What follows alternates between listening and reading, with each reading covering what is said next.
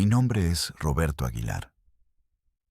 Aunque ese nombre ya no significa nada, es un eco de un hombre que murió hace mucho tiempo.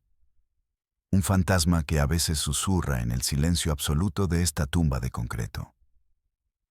En los archivos de la Corte Federal de los Estados Unidos, soy un número, una serie de dígitos que me despojan de cualquier humanidad que pudiera quedarme. Convicto 734890112. Tengo 48 años, o eso creo.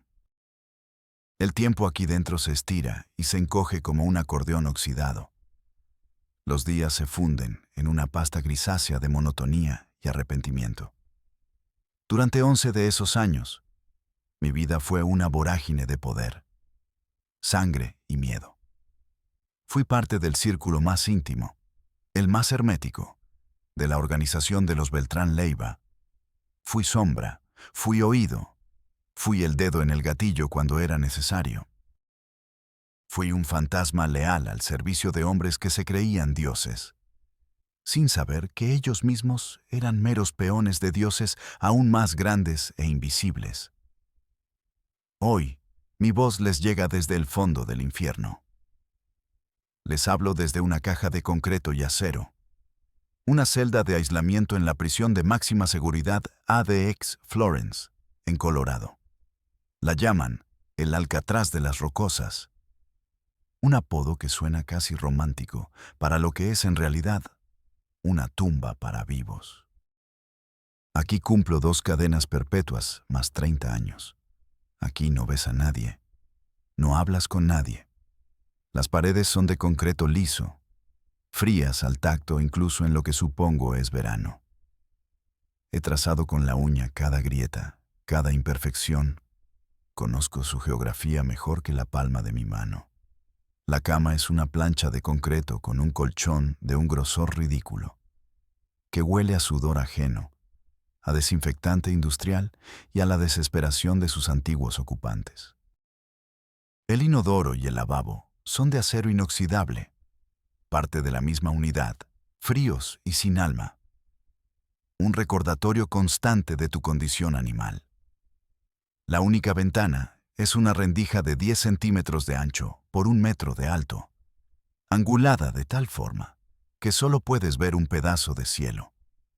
Nunca el suelo, nunca el horizonte. Es una tortura psicológica diseñada con precisión arquitectónica.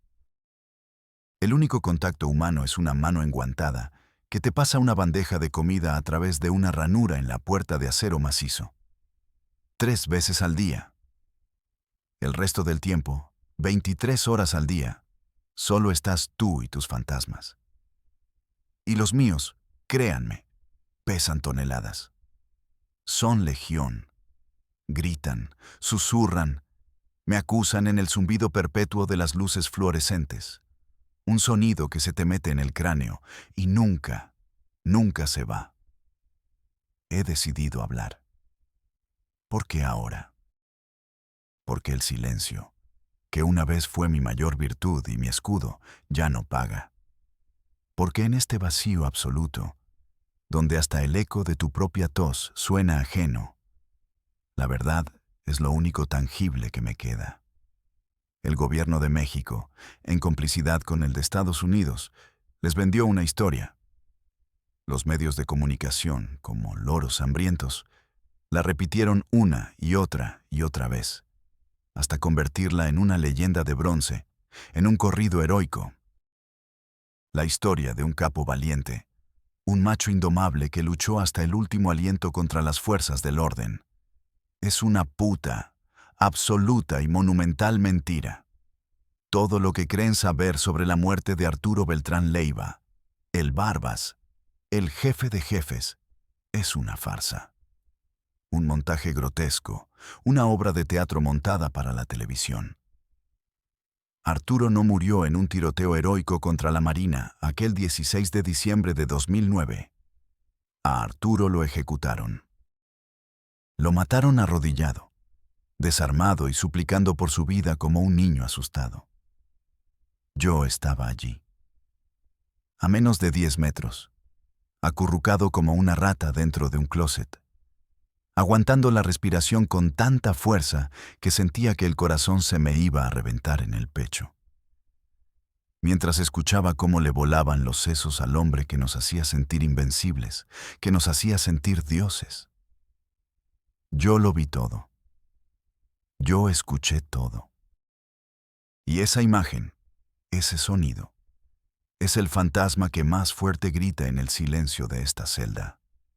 Ustedes se preguntarán, y con toda razón, ¿cómo un tipo como yo, un hombre ordinario que creció en el sol de Acapulco, que se ganaba la vida enseñando a bucear a turistas gringos y que encontraba su felicidad en la simpleza del mar, termina siendo la sombra de uno de los narcotraficantes más poderosos y sanguinarios del planeta? La respuesta no tiene nada de glamuroso, nada de la ambición desmedida que ven en las series de televisión.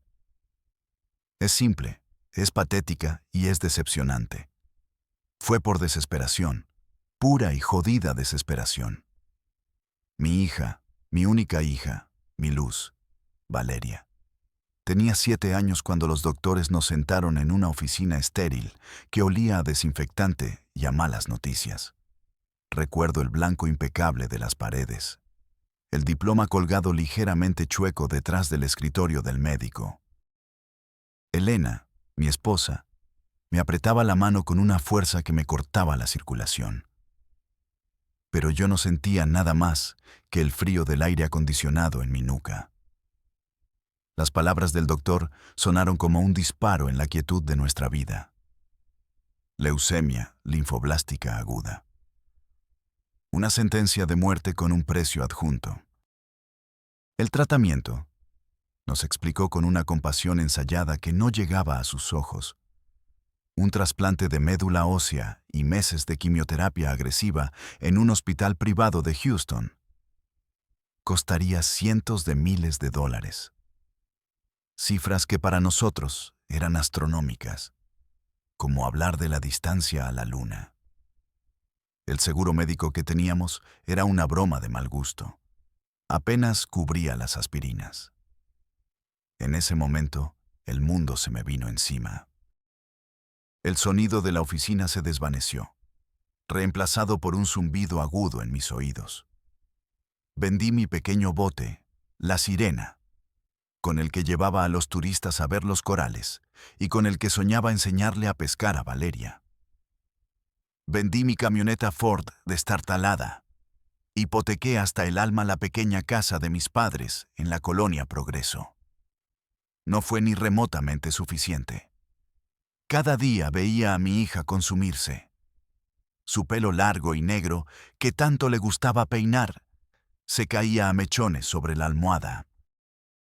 Su sonrisa, que antes iluminaba cualquier habitación, se fue apagando hasta convertirse en una mueca de dolor. La quimioterapia la dejaba débil, sin ganas de jugar, sin ganas de vivir. Recuerdo una tarde que intenté leerle su cuento favorito, el de una sirena que se hacía amiga de los delfines. Me miró con sus enormes ojos oscuros, ya sin el brillo de antes, y me dijo: «Papi, ya no quiero. Me duele hasta escuchar». Esa noche, mi esposa, Elena, y yo nos turnábamos para llorar en el baño, con la regadera abierta para que el sonido del agua ahogara nuestros sollozos y no despertara a Valeria. Ese tipo de dolor te quiebra. No, te vacía. Te deja hueco por dentro, un cascarón de hombre que camina y respira por pura inercia. Un día, o más bien una noche, estaba en una cantina miserable del centro. Un lugar que apestaba a orines y cerveza rancia, con el piso pegajoso y la música de una rocola vieja sonando a desamor. Estaba ahogando mi impotencia en tequila barato. Entonces se me acercó un tipo, un conocido de la infancia al que llamábamos el Chino. Un tipo que siempre anduvo en malos pasos, metido en robos y narcomenudeo. Me vio la cara. La desesperación es un tatuaje que no se puede ocultar. Me observó por un largo rato. Dejó que apurara mi vaso y entonces habló. No me ofreció un préstamo. No me dio palabras de aliento. Me ofreció un jale. Su voz fue un susurro grave, conspirador. Beto, sé que andas jodido. Sé lo de tu niña. También sé que fuiste militar, de los buenos, de los paracaidistas. Sabes de armas, sabes de disciplina. Hay gente importante, que paga muy bien. Paga en dólares contantes y sonantes, por hombres leales que saben mantener la calma y seguir órdenes sin hacer preguntas pendejas. En ese momento, en la neblina del alcohol y la desesperación, no vi a un criminal ofreciéndome entrar a un mundo de violencia. Vi la única puerta que se abría en un pasillo donde todas las demás se me habían cerrado en la cara. No fue una decisión moral. Fue una rendición incondicional. Le dije que sí. Mi alma por la vida de mi hija. Era un trato justo. Me convencí a mí mismo. Una semana después, tras un trabajo que ni siquiera entendí bien, solo conducir una camioneta de un punto a otro sin hacer preguntas, el chino me entregó un fajo de billetes que olían a perfume caro. $10,000. Cubría 3 meses de quimioterapia y el viaje a Houston. Esa noche, por primera vez en mucho tiempo, Elena y yo dormimos unas cuantas horas seguidas.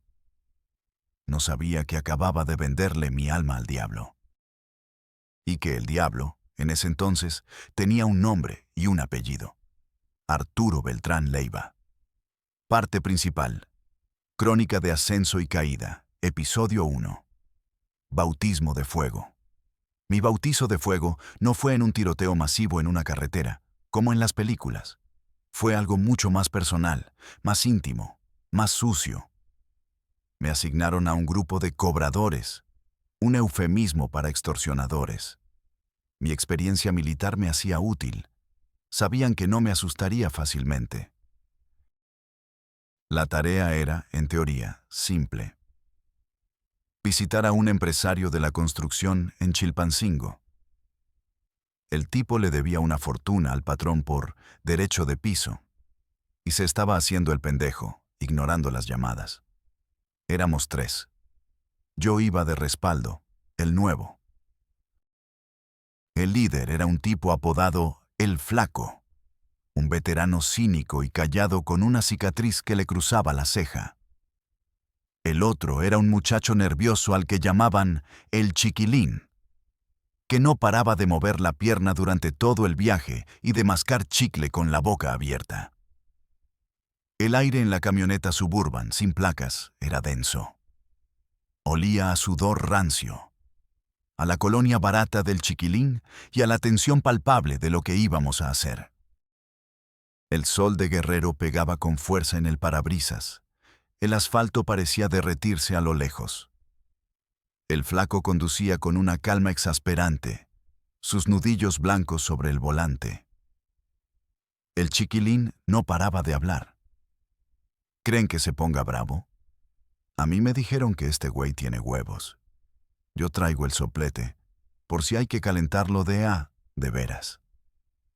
El Flaco lo cortó en seco, sin mirarlo. Cállate el hocico, Chiquilín. Pareces perico. Menos hablar y más estar atento. Luego me miró por el retrovisor. Tú nomás te quedas en la puerta, Beto. Vigilas que no entre nadie. Nosotros hablamos con el señor. Si se pone pendejo, lo calentamos un poco. Unos dedos rotos, nada más. Que entienda. ¿Entendido? Asentí, sintiendo un nudo en el estómago. Sentía el peso de la pistola 5.7, la que llaman la matapolicías, por su capacidad de perforar chalecos antibalas, fajada en la espalda de mi pantalón. Era fría, pesada, ajena. Una herramienta que no me pertenecía. Mi corazón latía con un ritmo sordo y pesado, un tambor anunciando algo malo. Tranquilo, Roberto. Es solo un trabajo. Piensa en Valeria, en su sonrisa. Esto es por ella. Solo es un susto. Nadie va a salir herido de verdad. Qué iluso era. La oficina del empresario estaba en el último piso de un edificio nuevo, el más alto de la ciudad. Lujo ostentoso por todas partes. Pisos de mármol, arte moderno que parecía no tener sentido. Una recepcionista guapa que nos miró con miedo y llamó de inmediato. El tipo era un idiota arrogante. Nos recibió en su lujosa oficina con vista a toda la ciudad, con una sonrisa burlona, como si fuéramos simples cobradores de Electra. «Ah, los mandaderos del señor», dijo, recargándose en su enorme escritorio de caoba. «Tomen asiento. ¿Quieren agua? ¿Un café?» El chiquilín se puso tenso. Su mandíbula se apretó. El flaco mantuvo la calma, sus ojos como dos pedazos de hielo. «Señor arquitecto, no venimos a socializar. Venimos a recordarle un pago pendiente. El patrón es paciente, pero su paciencia tiene un límite». El empresario soltó una carcajada fuerte, falsa. «Díganle a su patrón que se vaya a la mierda. Aquí en Guerrero mando yo. Tengo amigos muy importantes, más importantes que su patrón».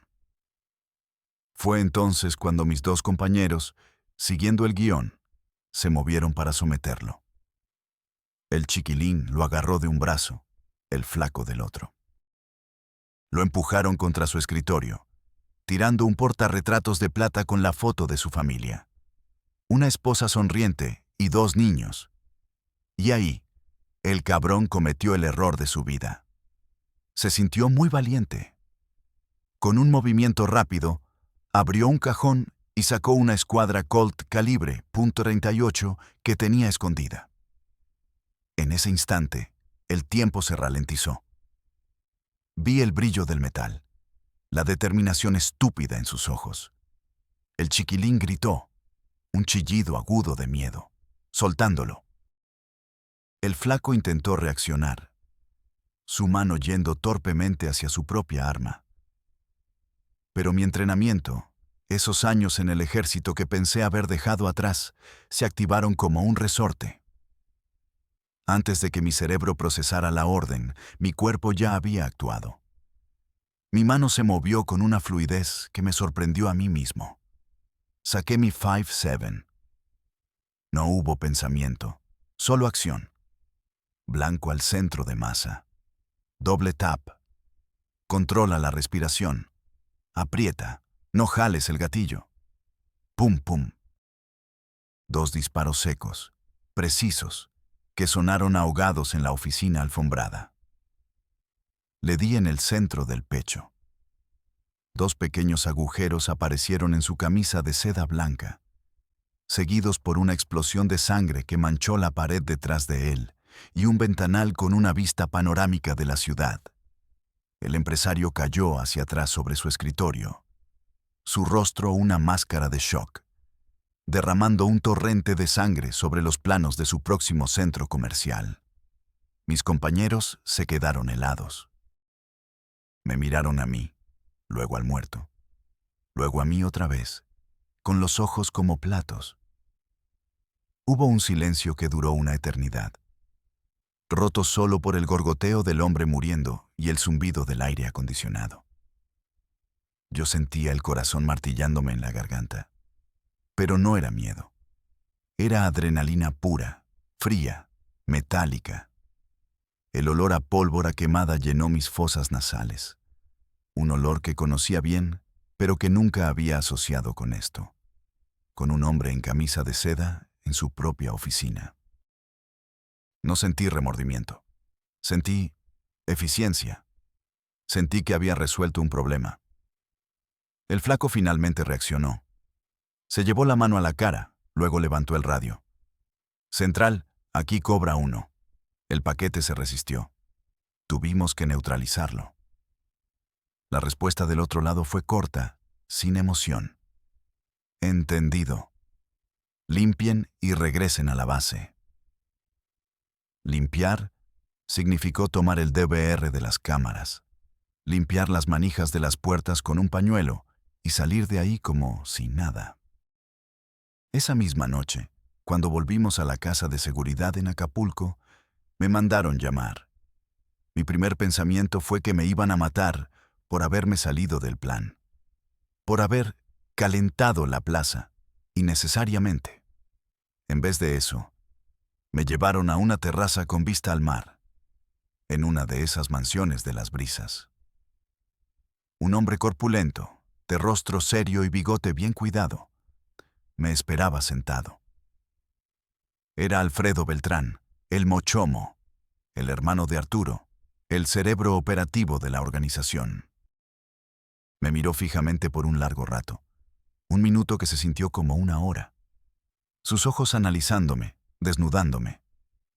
Luego dijo, con una voz tranquila pero pesada: me dicen que tienes huevos y buena puntería, que no te tiembla el pulso. Asentí en silencio, sin atreverme a hablar. A mi hermano le gusta la gente así, gente seria, no pendejos que se asustan con su propia sombra. A partir de mañana, ya no andas con cobradores. Te vienes con nosotros, vas a cuidar al patrón. Así, por matar a un pendejo que no supo cuándo callarse, me gané un ascenso meteórico. Me convertí en parte de su primer anillo de seguridad, la escolta personal de Arturo Beltrán Leiva. Mi vida como Roberto Aguilar, instructor de buceo, esposo y padre, había terminado para siempre. Ahora era Sombra, un fantasma con pistola al servicio del jefe de jefes. Episodio 2. La revelación. Estar cerca de Arturo era como vivir junto a un reactor nuclear sin contención. Sentías el calor, la energía, el poder que irradiaba, pero sabías que en cualquier momento podía haber una fusión y todo volaría por los aires. El hombre era un torbellino, una mezcla imposible de carisma arrollador y una paranoia brutal y asesina.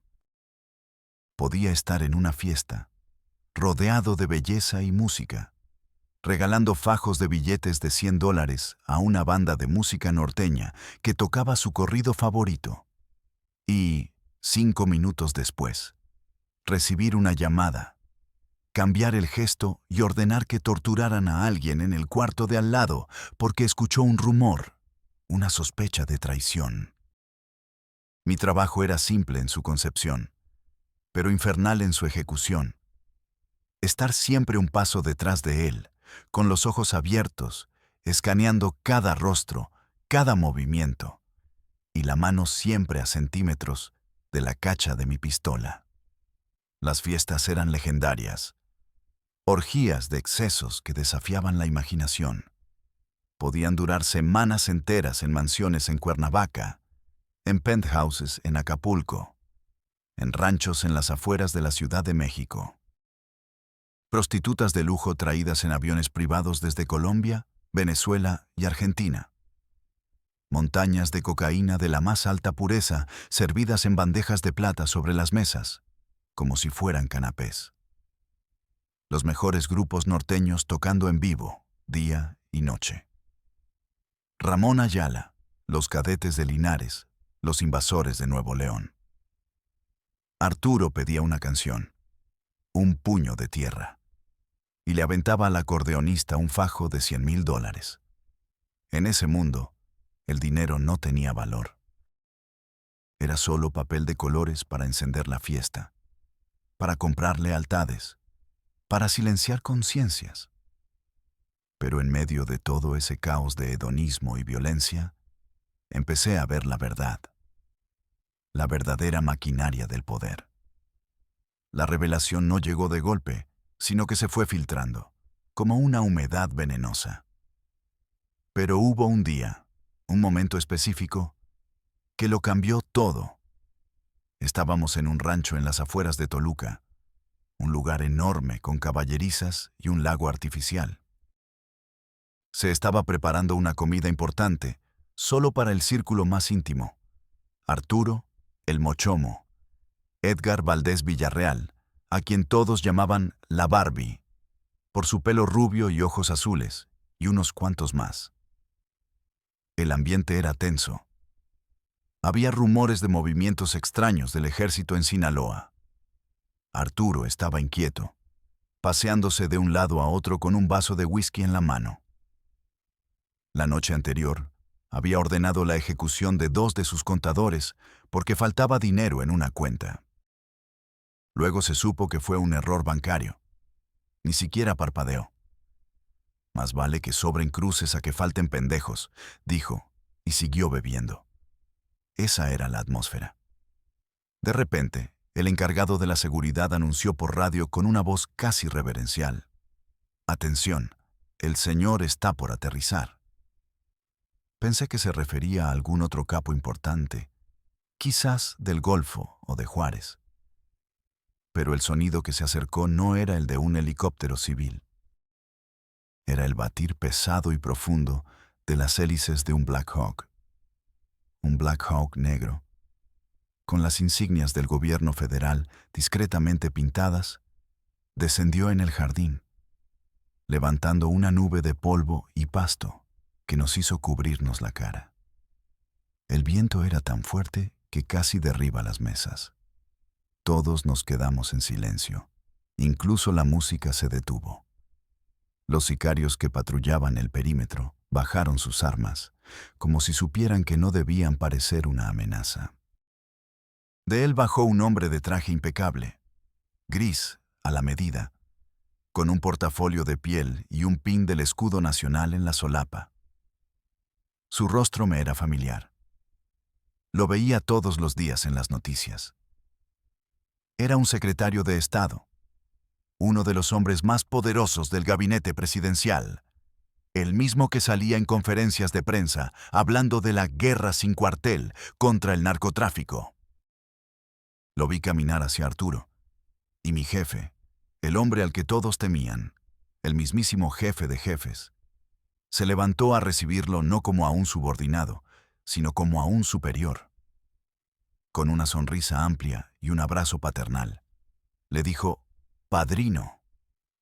Se sentaron en una mesa apartada, bajo la sombra de un ahuehuete, y hablaron de negocios como si fueran 2 empresarios cerrando un trato multimillonario. Yo estaba lo suficientemente cerca, fingiendo vigilar el perímetro, para escuchar fragmentos. Hablaban de rutas marítimas, de protección para cargamentos de toneladas, de limpiar plazas de cárteles rivales usando al ejército y a la marina. El político sacó una lista de su portafolio. Eran nombres: comandantes de la Policía Federal, generales del ejército, directores de aduanas, que necesitaban su mensualidad para mirar hacia otro lado. Arturo simplemente asentía y le daba órdenes a su contador, un hombrecito nervioso que tomaba notas. A este súbele un 20%, anda muy nervioso. A este otro mándale un regalito extra para su esposa, una camioneta de las nuevas. En ese momento lo entendí todo. El verdadero poder no traía un cuerno de chivo bañado en oro, ni escuchaba corridos a todo volumen. El verdadero poder vestía de traje Brioni, hablaba en conferencias de prensa en Los Pinos y juraba lealtad a la bandera. Nosotros, los narcos, con toda nuestra violencia, nuestros ejércitos de sicarios y nuestro dinero obsceno, éramos solo los empleados. La mano de obra sucia de un negocio mucho más grande, mucho más sofisticado y mucho más oscuro, manejado desde las más altas esferas del gobierno y la élite empresarial. Éramos sus perros de ataque. Y, como a los perros, cuando ya no sirves o te vuelves un problema, te sacrifican. Desechables. Esa revelación me cambió para siempre. Ya no veía a Arturo como un dios, sino como un gerente de alto nivel, muy peligroso, sí, pero un gerente al fin y al cabo. Y los gerentes, por muy altos que sean, siempre le responden a un dueño. Episodio 3. El ascenso. Mi lealtad, mi eficiencia y sobre todo mi silencio me hicieron ganar la confianza total del patrón. Me convertí en uno de los poquísimos que podían entrar a sus habitaciones privadas sin anunciarse. El que le llevaba el primer café por la mañana. El que se aseguraba de que sus medicinas para la presión estuvieran a la mano. Me usaba para las misiones más delicadas, esas que no se le confían a un sicario cualquiera, sino a alguien que sabe pensar y ser discreto. Una de esas misiones me demostró la escala obscena de nuestra operación. Arturo me llamó a su penthouse en Acapulco una madrugada. Estaba de buen humor, lo cual era casi más peligroso que cuando estaba enojado. «Sombra», me dijo, dándome una palmada en la espalda que casi me saca el aire. «Necesito que me hagas un favor personal, un encargo de confianza». Me llevó a una habitación que nunca había visto. Un vestidor enorme con filas de trajes y zapatos caros. Dentro, sobre una cama king size, había varios maletines deportivos. Me señaló uno.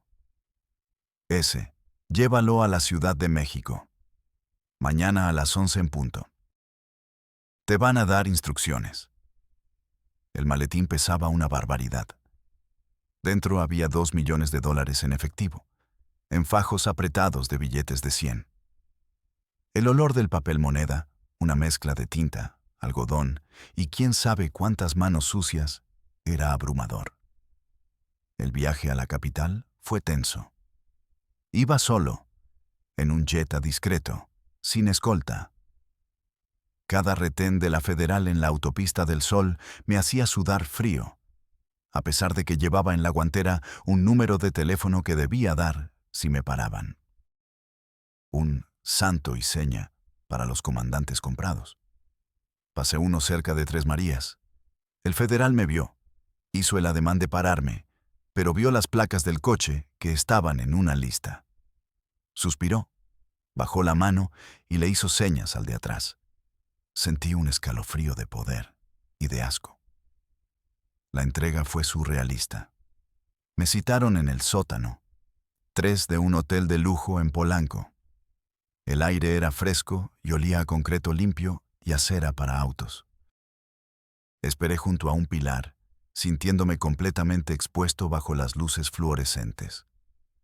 A las 11:03, una Suburban negra, blindada, con placas oficiales, bajó por la rampa y se detuvo a mi lado. El chofer, un hombre con corte de pelo militar vestido de traje, bajó. Era un agente federal.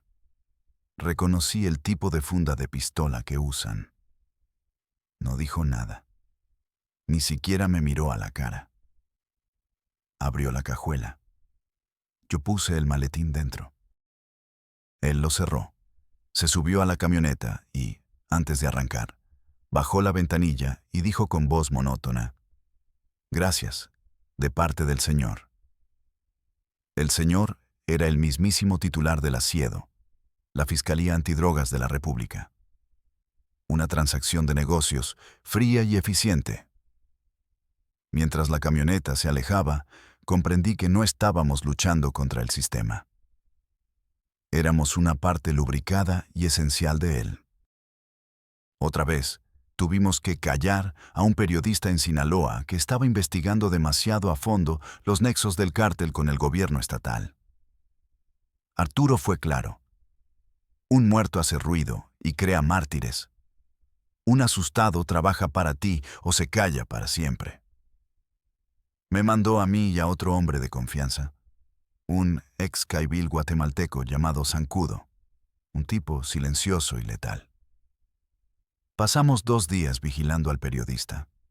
Aprendimos su rutina, sus miedos. Tenía una hija pequeña, de unos 8 años, la misma edad que tendría Valeria. Una tarde, la fotografiamos saliendo de la escuela, sonriendo, con su mochila de princesas. La vi comprar un helado de fresa, su favorito, según nuestra vigilancia. Zancudo me miró y sonrió, una mueca sin alegría. «Bonita niña», dijo. Sentí ganas de vomitar. Esa imagen me revolvió el estómago. Esa noche entramos a su casa, sin hacer ruido, como fantasmas. Zancudo era un experto en eso. No lo tocamos. No rompimos nada. Solo entramos a su recámara mientras dormía, sigilosamente, y pusimos la foto de su hija sobre su almohada. Al lado, una sola bala de 9 milímetros, pulida hasta brillar. Al día siguiente, el periodista renunció a su periódico, alegando motivos personales, y se mudó con su familia del estado. Mi trabajo era ser un fantasma que resolvía problemas antes de que explotaran. Pero el problema más grande estaba gestándose dentro de la propia federación. La alianza que los Beltrán Leiva tenían con el cártel de Sinaloa, de El Chapo Guzmán e El Mayo Zambada. La detención de mi otro patrón, el Mochomo, Alfredo Beltrán, en enero de 2008, fue la chispa que incendió el polvorín.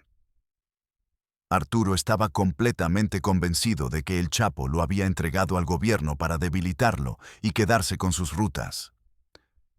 La guerra fue declarada. Y fue una guerra total, sin cuartel, sin reglas. Las calles de Sinaloa, Sonora, Morelos, se tiñeron de sangre.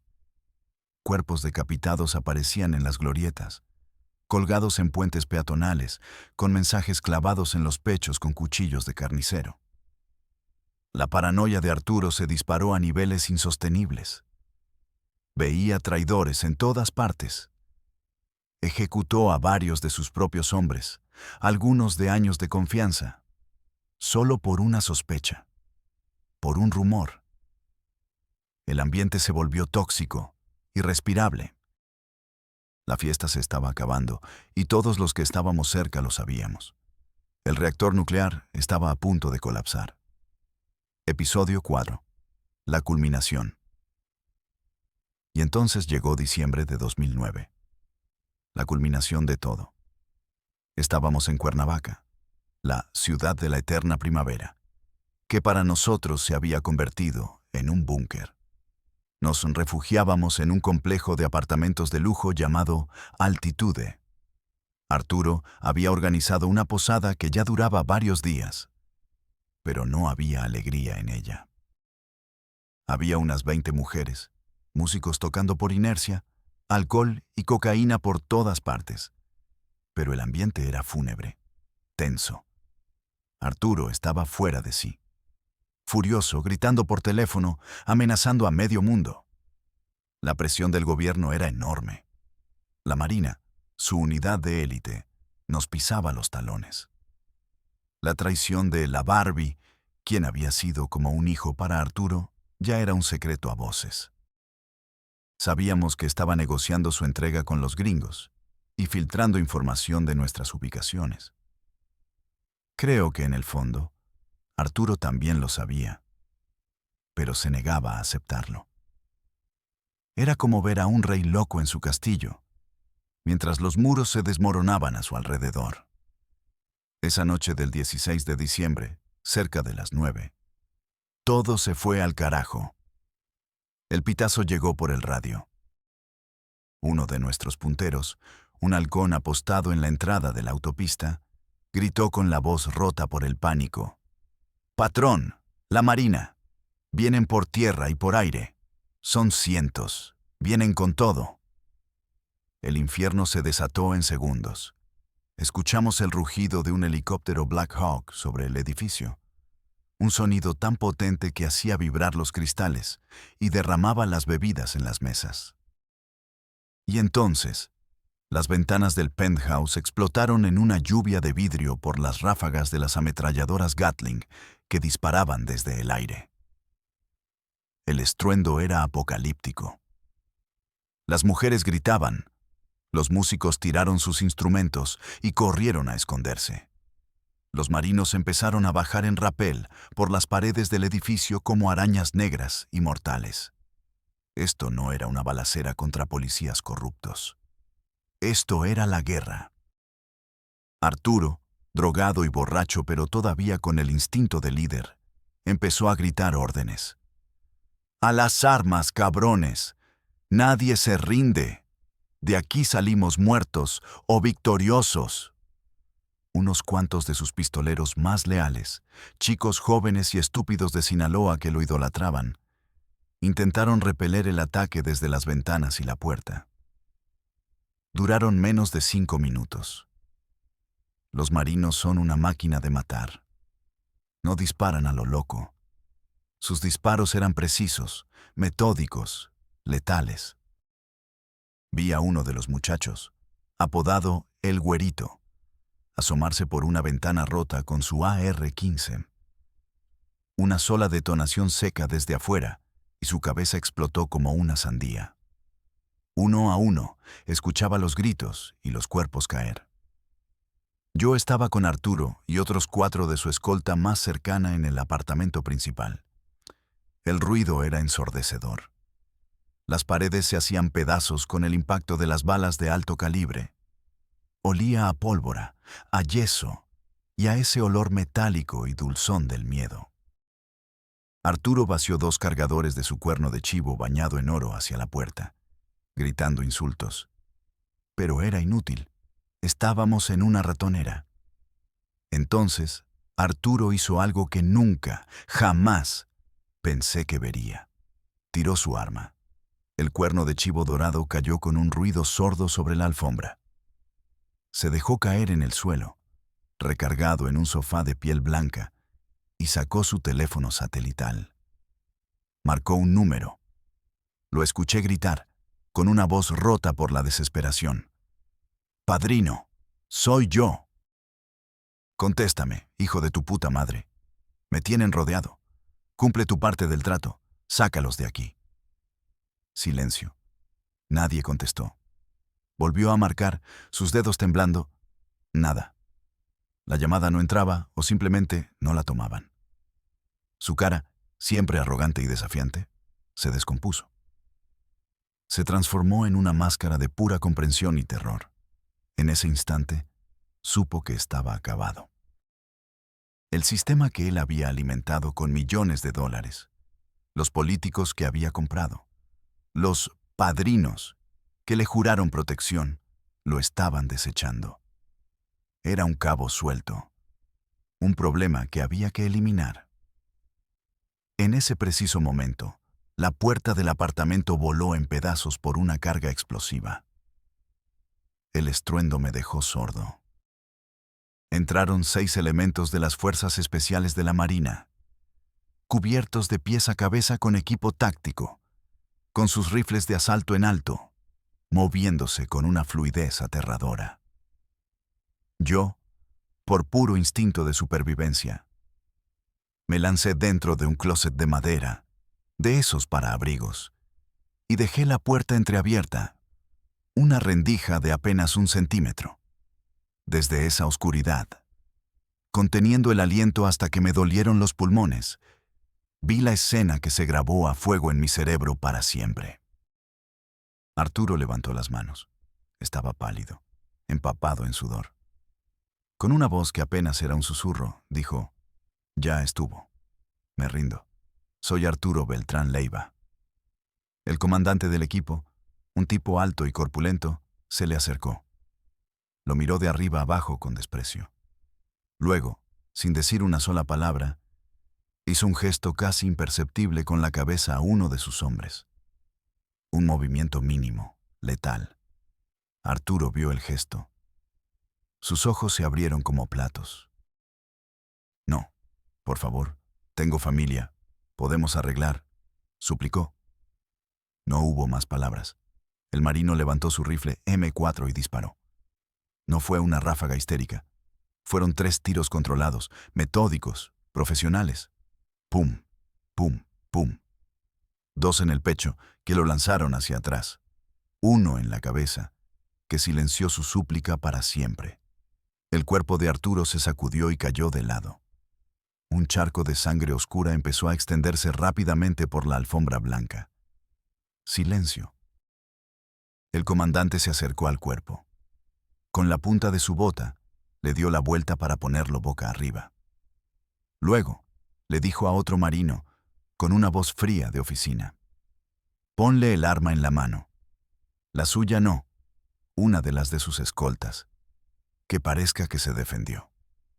Vi, paralizado en mi escondite, cómo tomaban la pistola de uno de los escoltas muertos y se la ponían en la mano derecha a Arturo. Otro marino sacó de su propio chaleco un fajo de billetes de 500 pesos y otro de $100 y empezó a esparcirlos sobre el cuerpo ensangrentado, como si fueran confeti macabro. «Para la foto», dijo, con una risa ahogada y cínica.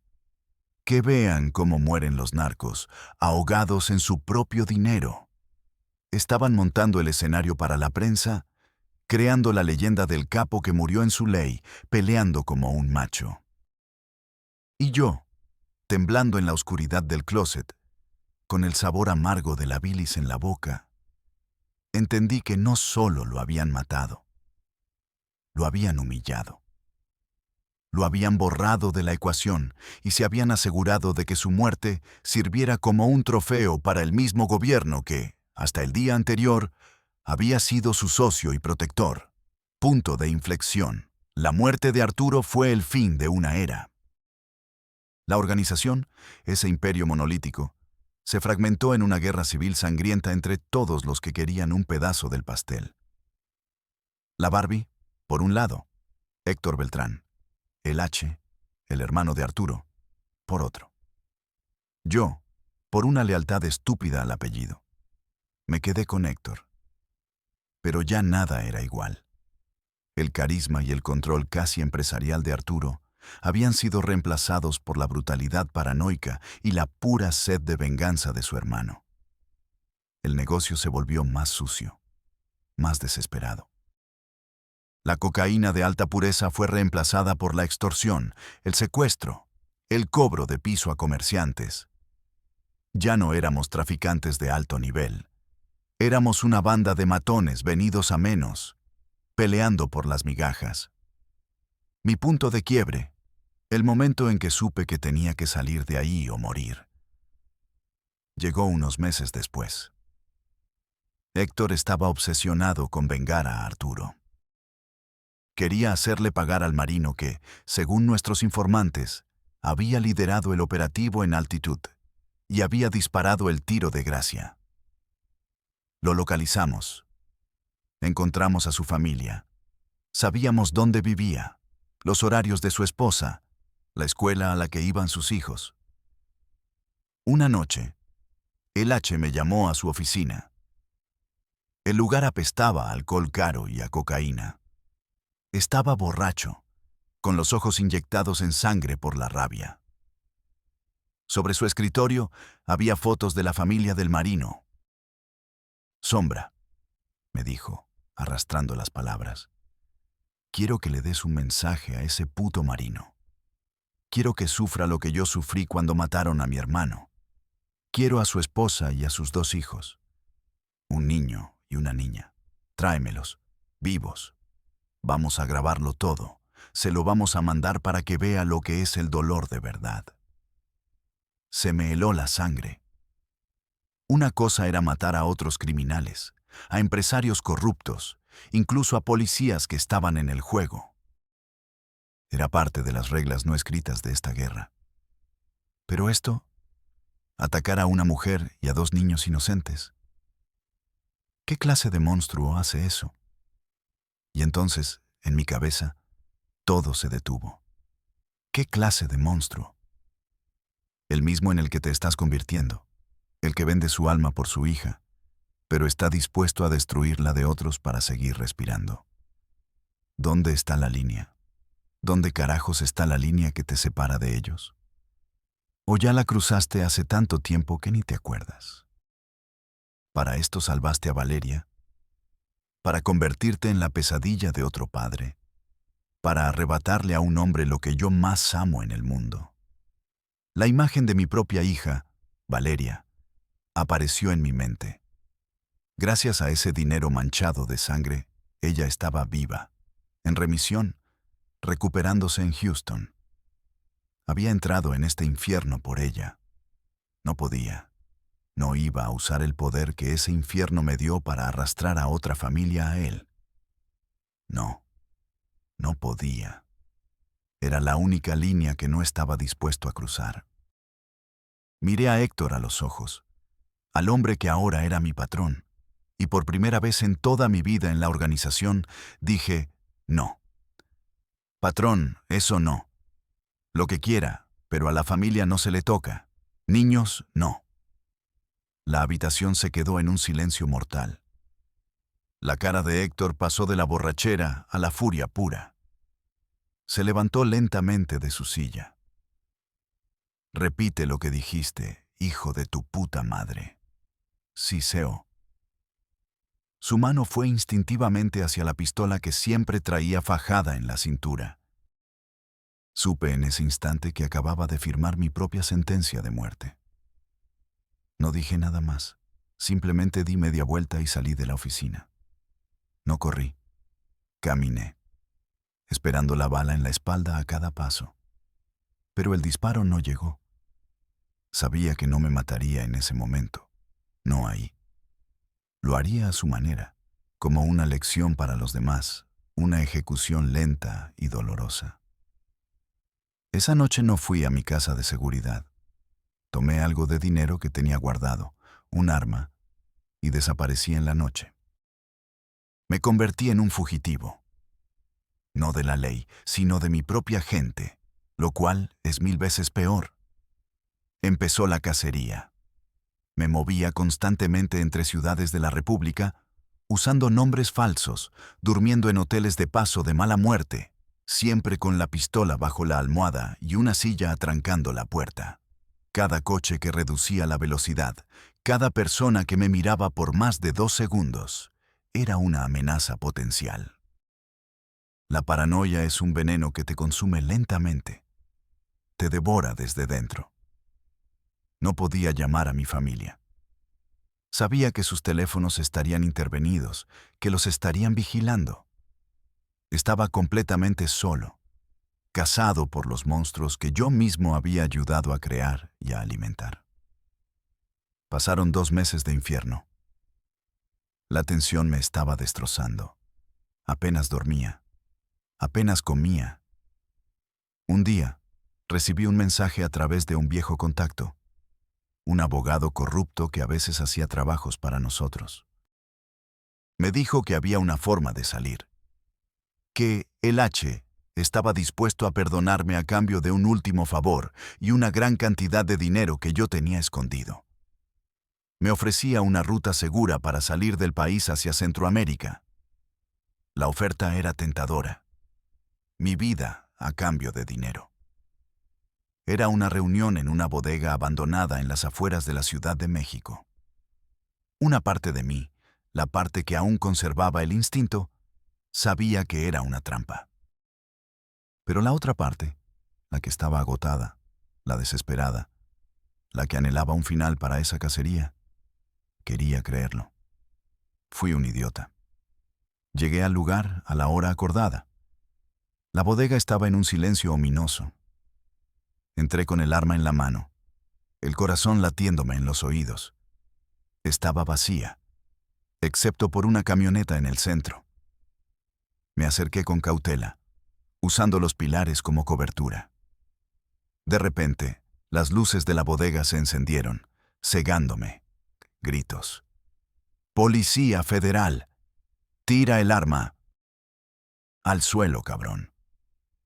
Antes de que pudiera reaccionar, estaba rodeado por al menos 20 agentes federales apuntándome y, para mi sorpresa, 2 agentes de la DEA gringos, vestidos de civil, que dirigían el operativo.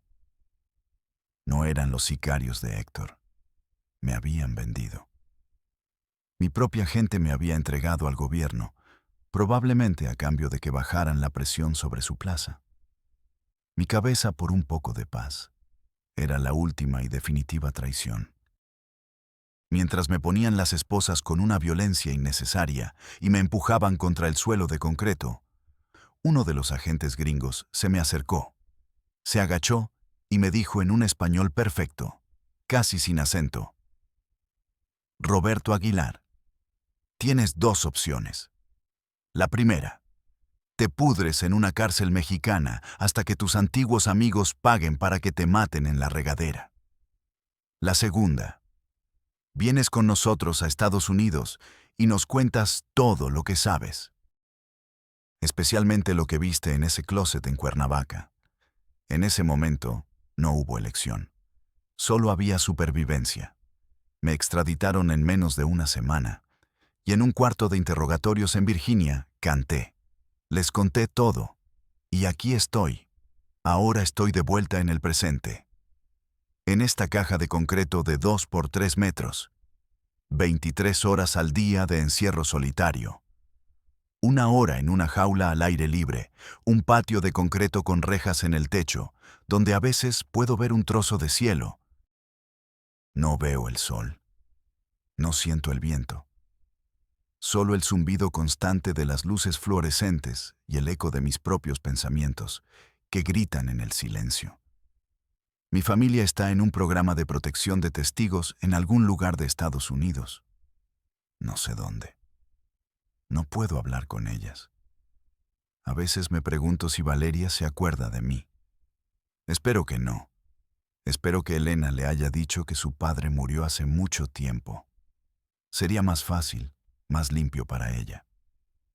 ¿Por qué hablo ahora? ¿Por qué contar todo esto si ya estoy condenado de por vida? No es por redención. El perdón no existe para gente como yo. No merezco paz. Hablo porque en este silencio absoluto, la verdad grita por salir. Hablo porque el gobierno que me usa como trofeo de su supuesta guerra contra las drogas es el mismo que se sentaba a la mesa con mi patrón. Hablo porque quiero que el mundo sepa que la historia que les contaron fue un guión.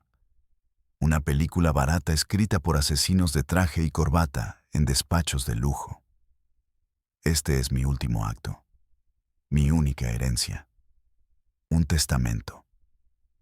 Es un aviso para cualquier joven en México, en Colombia, en cualquier barrio pobre de Latinoamérica, que vea a los narcos con sus camionetas de lujo, sus mujeres hermosas y sus cadenas de oro y piense que esa es la salida, que ese es el camino al éxito. No lo es. Es una trampa. Es un espejismo brillante que esconde un infierno de sangre, traición y paranoia. Si alguna vez esa vida les parece atractiva, si el dinero fácil los tienta, recuerden mi voz. Recuerden mi historia desde esta tumba de concreto. Recuerden que por cada capo que vive como rey durante unos años, hay 1000 como yo que terminan pudriéndose en una jaula, solos, olvidados, atormentados por los fantasmas de todo el mal que hicieron. No hay honor, no hay lealtad, no hay gloria. Al final, solo estás tú y la cuenta por pagar. Y la cuenta, créanme, siempre, siempre se paga. Los monstruos que temen en la calle, los sicarios, los capos. Somos solo los perros de casa. Los verdaderos dueños del circo, los que se quedan con todo el dinero y todo el poder, están en otro lado, en sus mansiones, en sus consejos de administración, en sus curules del Congreso, moviendo los hilos, y a ellos nunca, nunca los van a atrapar. De aquí no hay salida, no hay escape. Solo este silencio y las voces de mis muertos.